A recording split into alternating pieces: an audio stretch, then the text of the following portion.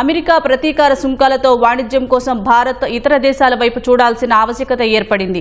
ఈ నేపథ్యంలో ప్రధాని నరేంద్ర మోదీ చైనా పర్యటన ఇరు దేశాల మధ్య వాణిజ్య సంబంధాలను మరింత బలోపేతం చేసే అవకాశం ఉంది. ఎన్నో ఏళ్లుగా వాణిజ్యం జరుగుతున్నప్పటికీ ఇరు దేశాల మధ్య వాణిజ్య లోటు భారీగా ఉంది. 2003-04లో $1.1 బిలియన్ ఉన్న వాణిజ్య లోటు ప్రస్తుతం $99.2 బిలియన్ పెరిగింది. తాజాగా మోదీ జిన్పింగ్ భేటీలో ఈ అంశంపై దృష్టి సారించే అవకాశం ఉంది.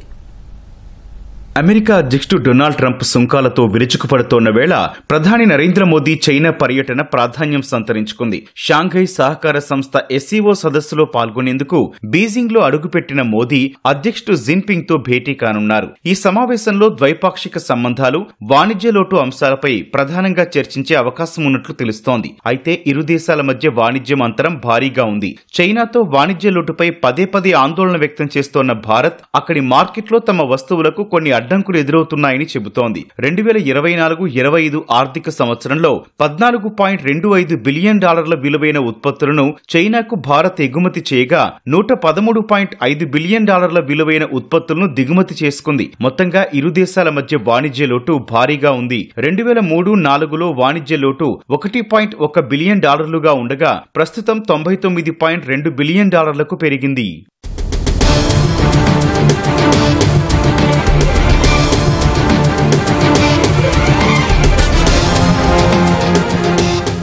ఏటా చైనా నుంచి అనేక వస్తువులను భారత్ దిగుమతి చేసుకుంటోంది. ఫార్మా, నిర్మాణ రంగం, ఎలక్ట్రానిక్స్, పునరుత్పాదక శక్తి, నిత్యావసర వస్తువులపై భారీ స్థాయిలో డ్రాగన్ పై ఆధారపడినట్లు global trade research initiative GTRI వెల్లడించింది. భారత్ కు అవసరమయ్యే ఎరిథ్రోమైసిన్ వంటి యాంటీబయాటిక్స్ 97% చైనా నుంచే దిగుమతి చేసుకుంటున్నట్లు పేర్కొంది.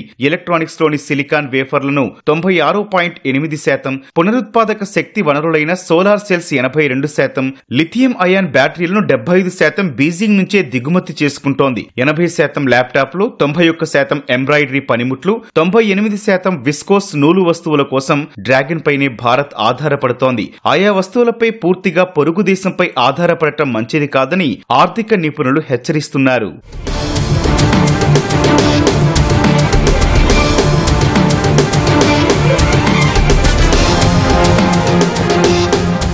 చైనా నుంచి దిగుమతయ్యే వస్తువులు, ముడి పదార్థాలు, ఇంటర్మీడియట్ వస్తువులతో పాటు ఎలక్ట్రానిక్, మొబైల్ ఫోన్ల విడిభాగాలు, ఫార్మా ముడి పదార్థాలేనని కేంద్ర వాణిజ్య శాఖ చెబుతోంది. దేశీయ సరఫరా, డిమాండ్ మధ్య అంతరం వల్లే ఈ రంగాల దిగుమతులపై భారత్ ఆధారపడుతోందని పేర్కొంది. ఆయా రంగాల్లో ఉత్పత్తి ఆధారిత ప్రోత్సాహక పథకాలతో పాటు కొన్ని రకాల చైనా వస్తువులపై సుంకాలు పెంచడం వంటి చర్యలు అక్కడి నుంచి వచ్చే దిగుమతులపై ఆధారపడటాన్ని తగ్గిస్తాయని ఆర్థిక నిపుణులు చెబుతున్నారు.